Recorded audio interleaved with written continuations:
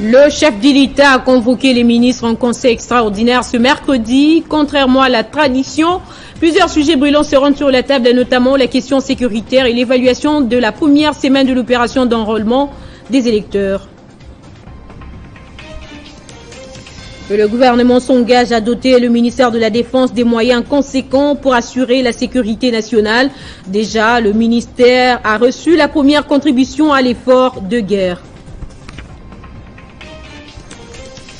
Dans le cadre des festivités de fin d'année, l'autorité provinciale de Kinshasa a, dans un communiqué parvenu à notre rédaction, autorisé l'organisation des veillées de prières en cette fin d'année, et cela sans paiement des frais de fonctionnement. Et puis les bras de fer engagés entre Moscou et les Occidentaux au sujet des exportations de pétrole russe se précise. La Russie a interdit la vente de son pétrole aux entités appliquant le plafonnement des prix. Le journal sur Télé 50, merci de nous suivre. Contrairement à la coutume, la réunion du Conseil des ministres se tiendra ce mercredi au lieu de vendredi en présentiel et sera présidée par le chef de l'État, Félix Tshisekedi, qui est attendu à Mbujimayi vendredi, sauf changement des dernières minutes.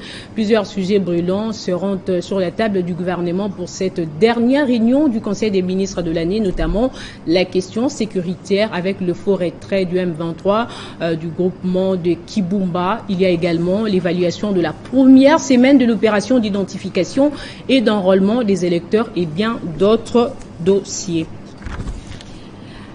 Le ministre de la Défense nationale et des anciens combattants a reçu la première contribution à l'effort des guerres. C'est celle du ministre de Transport et Voies de Communication, Chéribin Okende, qui a secoué tout son secteur. Chéribin Okende a remis 310 000 $ américains et 20 000 francs congolais, dont 30 000 $ sont destinés aux déplacés des affres de guerre de Kamut. Répondant à l'appel portant mobilisation générale par le chef de l'État, l'appel qui consiste à renforcer les efforts de la guerre, la première réaction est celle du ministre des Transports, Voies de Communication et Désenclavement. Avec à la clé toutes les entreprises opérant dans son secteur, Chéribin Okende Senga a remis 310 000 $ américains et 20 millions de francs congolais pour accompagner les efforts des FARDC engagés aux différents fronts contre la force du mal. Lorsque on voit la nation en danger, il y a lieu de faire aussi de choix pour que vive la nation. Voilà pourquoi toutes ces entreprises se sont cotisées. Nous sommes arrivés à un montant de 310 000 $ américains. C'est du cash. C'est du cash. Liquide. Avec 20 millions de francs congolais. Et la particularité est que 30 000 $ étaient dédiés à nos compatriotes déplacés du Kwilu à cause des conflits interethniques qui sévissent dans cette partie de notre pays, et le reste destiné aux forces armées de la République démocratique du Congo. Saluant le geste, le chef de l'outil de la défense, Gilbert Kabanda Kourenga, a émis les vœux à la hiérarchie militaire, ceux de bien canaliser les fonds droits vers les objectifs. Je le félicite énormément pour avoir donné cet exemple, et c'est pour moi l'occasion d'appeler les autres secteurs de venir verser à ce compte qui est déjà ouvert. Le message que je leur aurai, c'est un message double. D'abord, le premier, c'est qu'ils doivent être de bons gestionnaires de cet argent, en bons pères de famille. Sur place, le chef d'état-major général, Christian Chiwewe Songesa, a salué la levée de l'embargo par le Conseil de sécurité des Nations Unies. Et lorsqu'on a levé cet embargo, pour nous, c'est un sentiment de plaisir, parce qu'on va fonctionner comme toute armée du monde. Le ministre de la Défense nationale et des anciens combattants, Gilbert Kabanda Kourenga, en a appelé à la bonne volonté de tous pour que soit respectée la souveraineté de la RDC. Dans le même registre, lors d'un briefing mardi sur la présentation du document des politiques de défense, le ministre de la Défense nationale, Gilbert Kabanda, suggère la nécessité de réformer les forces armées de la République démocratique du Congo en augmentant son effectif. C'est pas normal d'avoir une armée d'active sein d'une armée de réserve. Cette politique de défense a décidé d'instaurer la réserve. Cette politique de défense a décidé, donc, après l'industrie de défense, de créer une réserve. Mais il n'y a pas que ça. Nous avons beaucoup de jeunes dans notre pays qui veulent devenir militaires. Et généralement, les vocations ne naissent pas au-delà de l'âge adulte. Les vocations naissent souvent entre 10 et 15 ans. Mais ceux qui veulent devenir militaires à cet âge-là, chez nous, ne sont pas pris en charge. Nous avons pensé qu'il est temps d'instaurer une école de cadets pour nos vocations militaires.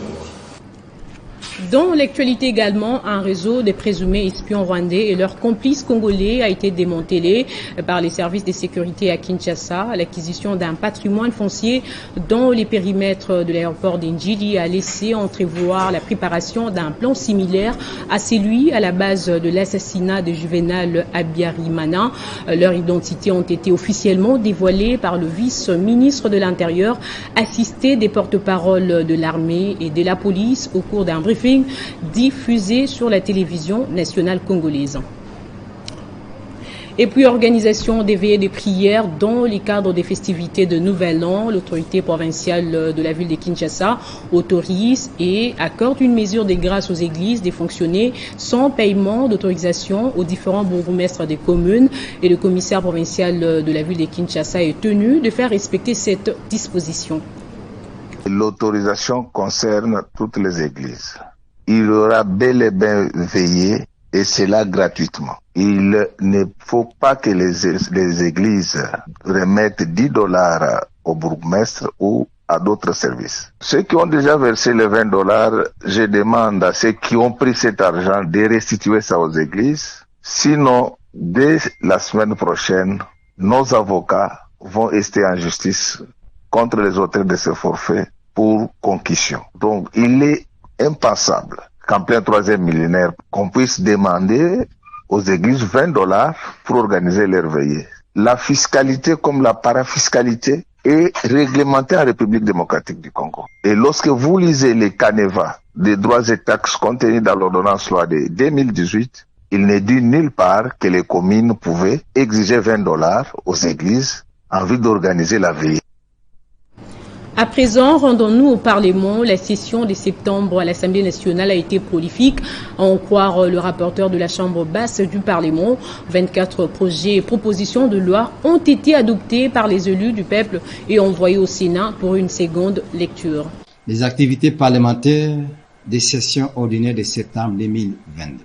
Sur le pied de l'article 37, alinéa 4 du règlement intérieur de l'Assemblée nationale, il est de mon devoir de faire la restitution des activités exclusivement parlementaires, en respect du principe de redevabilité des élus envers les électeurs.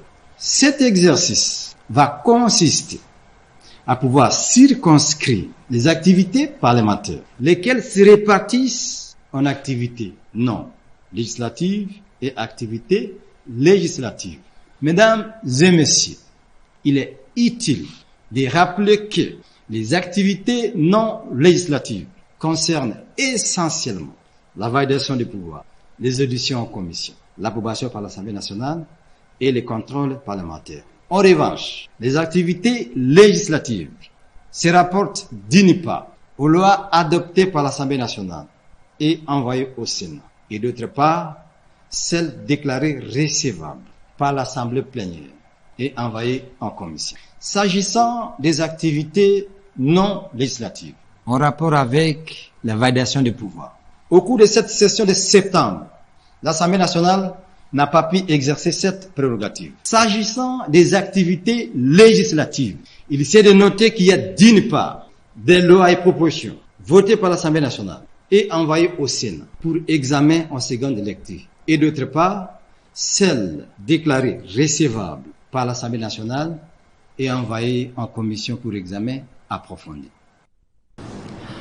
Au Kasaï central, la présidente nationale et autorité morale du Congrès des Patriotes démocrates est arrivée à Kananga mardi dans le but non seulement de procéder à l'installation de ce parti membre de l'Union sacrée de la nation, mais c'était aussi une occasion pour Maître Ernestine Nyoka de sensibiliser ses frères du Kasaï de Soleil couchant sur les opérations d'enrôlement des électeurs pour une participation massive aux élections de 2023.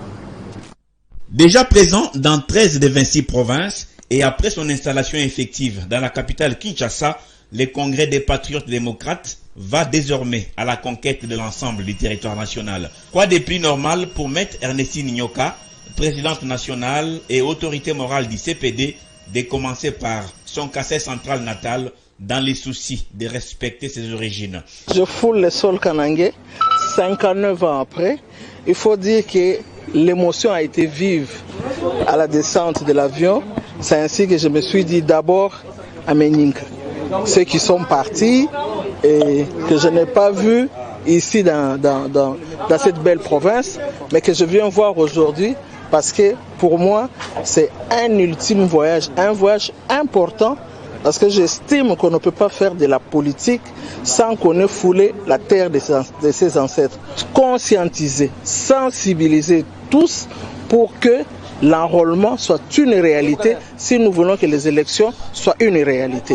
À mes frères et sœurs du Kasaï central, que je les aime tous. À l'aéroport de Kananga, Ernestine Nyoka a eu droit à un accueil chaleureux.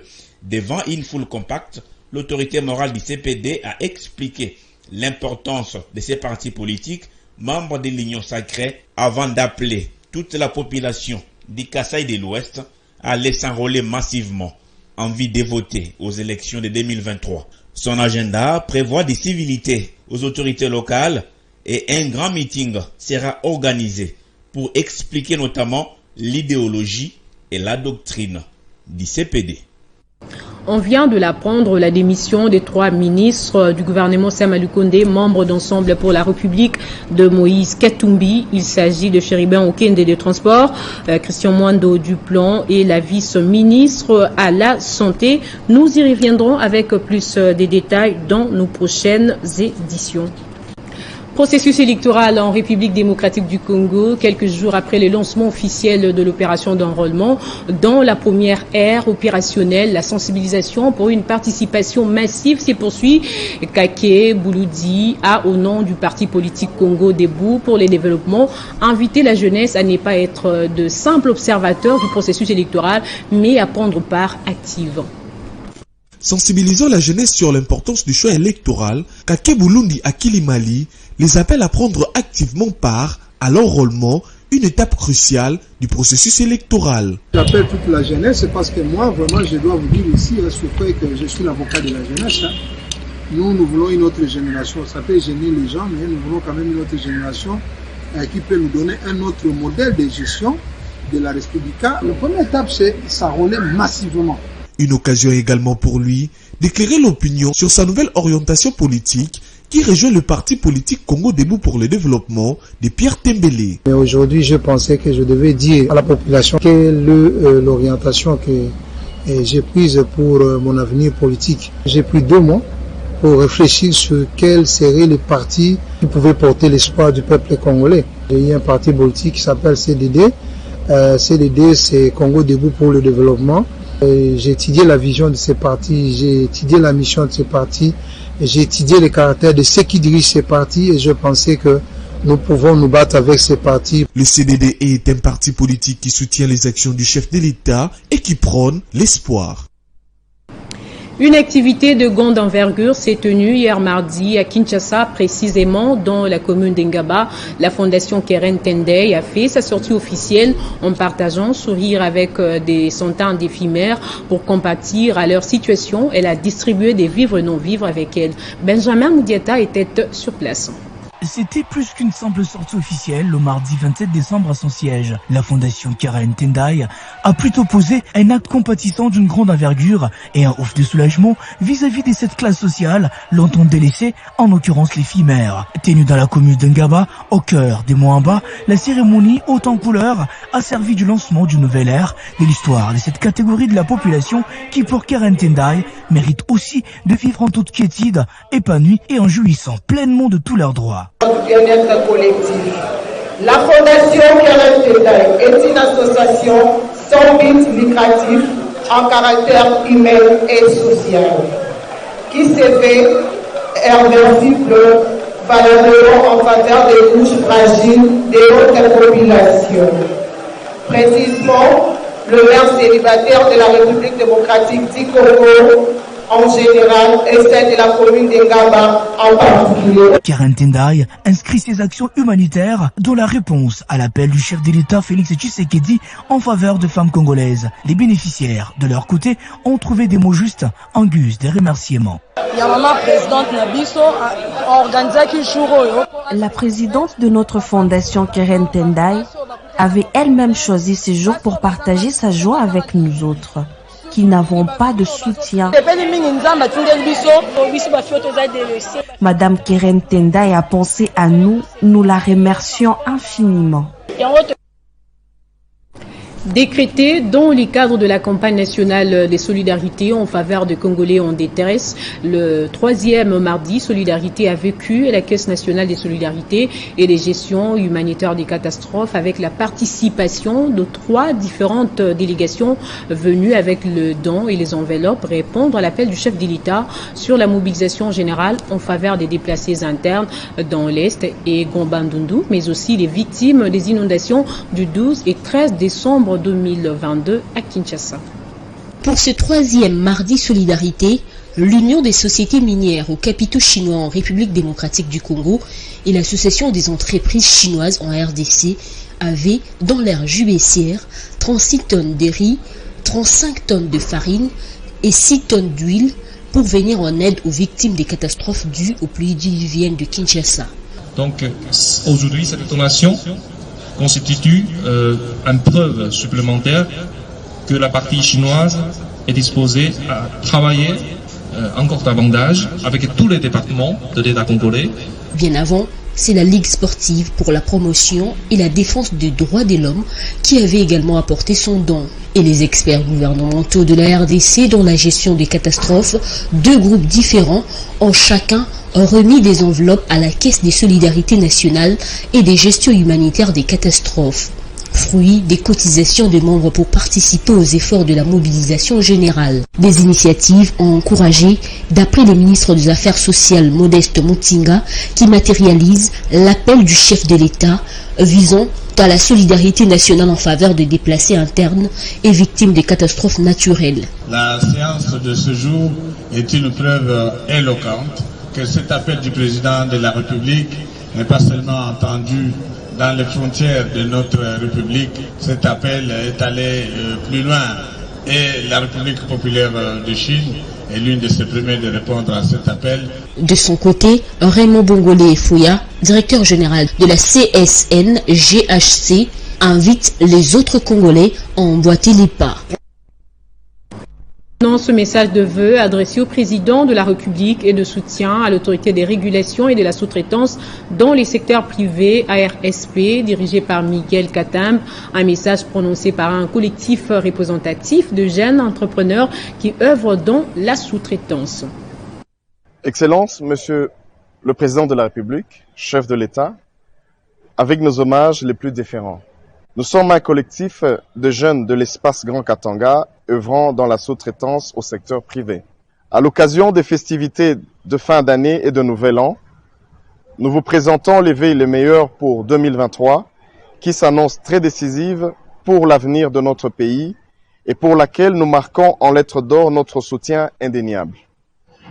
Par ailleurs, nous saluons combien salvateur l'acte qui valorise la jeunesse katangaise en particulier et congolaise en général, en élevant un des nôtres au rang de directeur général de l'autorité de régulation de la sous-traitance dans le secteur privé ARSP en sigle. Nous citons l'honorable Miguel Katem Kachal, qui a fait ses preuves depuis plus de 15 ans dans le domaine de l'entrepreneuriat, sans parler de la gestion orthodoxe de la chose publique et des prouesses dont il a fait montre au ministère provincial des infrastructures. Excellence, Monsieur le Président de la République, nous jeunes entrepreneurs de l'espace Grand Katanga, à travers cet échantillon, venons de ce fait présenter nos excuses pour l'arrogance et l'excès de zèle qui a caractérisé l'un des nôtres en date du 31 novembre au Palais du Peuple. En revanche, nous restons confiants sur la détermination que vous avez, celle de créer des millionnaires congolais afin d'obtenir la classe moyenne par le travail et l'expérience. L'actualité, c'est aussi les bras de fer engagés entre Moscou et les Occidentaux au sujet des exportations de pétrole russe. En tout cas, tout laisse à croire qu'il sera long. La Russie a interdit la vente de son pétrole aux entités appliquant les plafonnements des prix. La livraison de pétrole et de produits pétroliers russes à des personnes morales étrangères et autres particuliers est interdite. Si ceux-ci utilisent le prix plafond, est-il écrit dans un décret signé mardi par le président russe Vladimir Poutine. Le texte précise que cette mesure est prévue pour une durée de 5 mois jusqu'au 1er juillet 2023. Le bras de fer engagé entre Moscou et les Occidentaux au sujet des exportations de pétrole russe se précise et tout laisse à penser qu'il sera long. Le plafonnement occidental, lui, a été décidé le 5 décembre.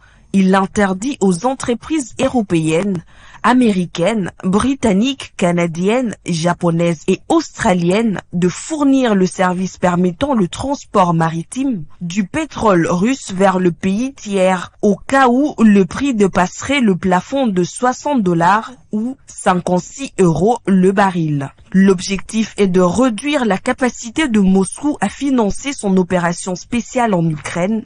Le texte évoque donc une interdiction visant des entités commerçants sur la base de contrats faisant explicitement mention du plafonnement occidental. Par conséquent, il pourrait suffire que ces entités, compagnies nationales de pays tiers ou intermédiaires occidentaux n'affichent pas ouvertement qu'elles appliquent le plafond occidental pour échapper à l'interdiction russe. En sport, le championnat Port d'Afrique des Nations approche à grands pas et le Léopard affûte déjà les armes pour cette bataille. À l'issue de ce premier stage de Kinshasa, Otis Ngoma va retenir 28 joueurs sur les 39 présélectionnés. Ces derniers iront défendre la nation en Algérie du 13 janvier au 4 février. Ils ont lancé la première phase de préparation à Kinshasa sous la houlette d'Otis Ngoma.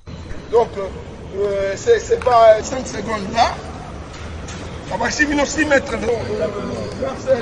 Ces séances d'entraînement, d'évaluation physiologique axées sur le travail aérobotique et l'endurance permettra au staff technique de construire la base physique des joueurs en les rendant plus résistants. Ensuite, créer 2 camps pour une opposition, question d'évaluer la capacité technique de chacun. À l'issue de ces stages de Kinshasa, Otis Ngoma va retenir 28 joueurs pour le stage de Tunisie, au cours duquel les Léopards affronteront en amical le Mali et le Soudan, respectivement les 5 et le 8 janvier. Logés dans le groupe B aux côtés de la Côte d'Ivoire, du Sénégal et de l'Ouganda, la RDC va rallier Annaba au plus tard le 10 janvier pour prendre part à ce championnat d'Afrique des Nations, pendant que les Lions de l'Atlas posent des conditions avant de poser leurs valises en Algérie. Le président de la Fédération royale marocaine de football a, dans une correspondance adressée à la CAF, demandé que l'Algérie respecte les cahiers des charges de la compétition. Le Maroc exige notamment que sa sélection rallie Constantine via un vol direct des Rabat à bord d'un avion des Royal Air Maroc, transporteur officiel des équipes nationales. Si cette condition n'est pas respectée, le Maroc va boycotter simplement la compétition. Pour rappel, ce CHAN se jouera du 13 janvier au 4 février 2023 en Algérie. Ce journal est terminé, place au rappel du titre. Le chef de l'État a convoqué les ministres en conseil extraordinaire ce mercredi. Contrairement à la tradition, plusieurs sujets brûlants seront sur la table, et notamment la question sécuritaire et l'évaluation de la première semaine de l'opération d'enrôlement des électeurs. Et puis le gouvernement s'engage à doter le ministère de la Défense des moyens conséquents pour assurer la sécurité nationale.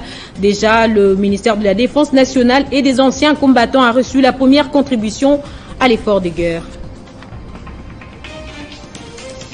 Dans le cadre des festivités de fin d'année, l'autorité provinciale de Kinshasa a, dans un communiqué parvenu à notre rédaction, autorisé l'organisation des veillées de prière en cette fin d'année, et cela sans paiement de frais de fonctionnement. Le bras de fer engagé entre Moscou et les Occidentaux au sujet des exportations des pétroles russes, c'est précise. La Russie a interdit la vente de son pétrole aux entités appliquant les plafonnements des prix. Ne quittez pas vos sièges dans un instant, la revue de presse.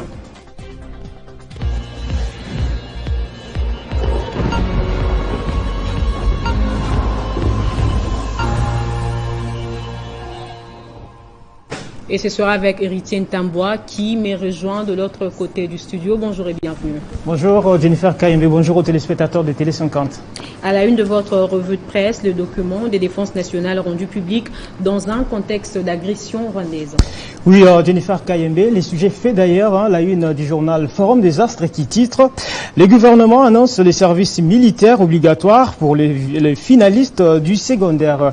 Les ministres de la Défense nationale, Gilbert Kabanda, et celui de la communication et médias, Patrick Mouyaya, ont officiellement présenté mardi les documents de la politique des défenses de la RDC.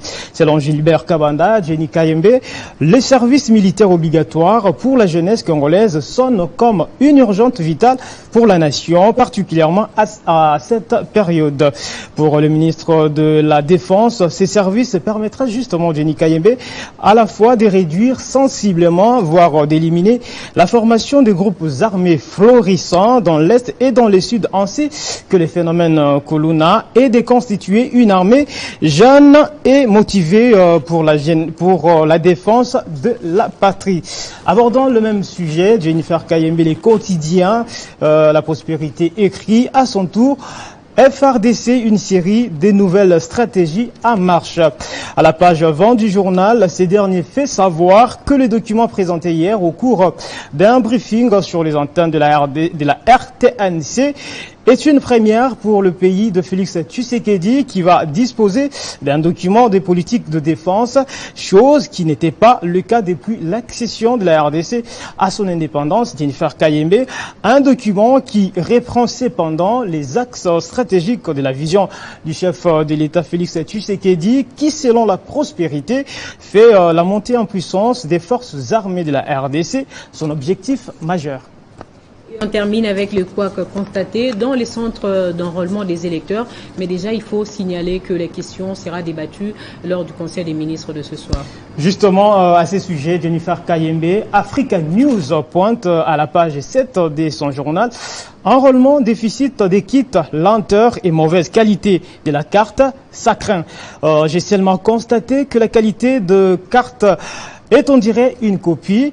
L'image est en noir et blanc, contrairement à celle qu'on avait avant. Propos de l'archevêque métropolitain Fridolin Ambongo, voulais-je dire, Jennifer Kayembe.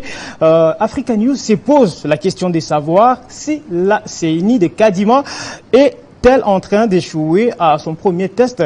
D'après les confrères, d'aucuns sont tentés de répondre à l'affirmative au regard de témoignages des personnalités ayant obtenu justement leur carte d'électeur et des réalités observées dans les différents centres d'inscription, indique les journaux. Alors, en croire Jenny Kayembe, le média en ligne actualité.cd, qui revient sur le même sujet, la même remarque a été faite sur la synergie des missions d'observation citoyenne des élections.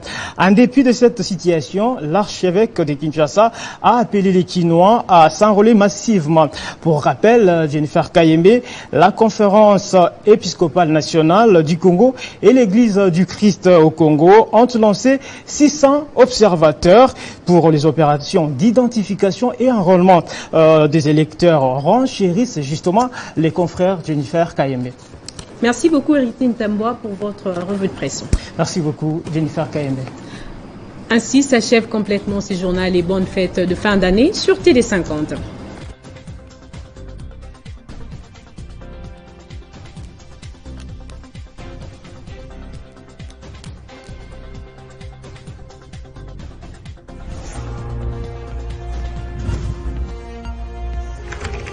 l'actualité reste en continu.